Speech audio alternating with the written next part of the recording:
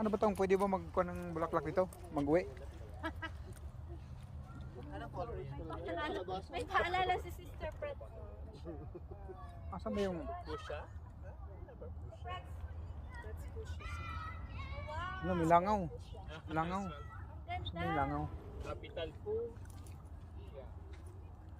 Spell fuchsia. Wala. Ate Fred, tanawa ang ano, oh. Ah, Bubuyog pala to. Nakita ko to sa Transcona.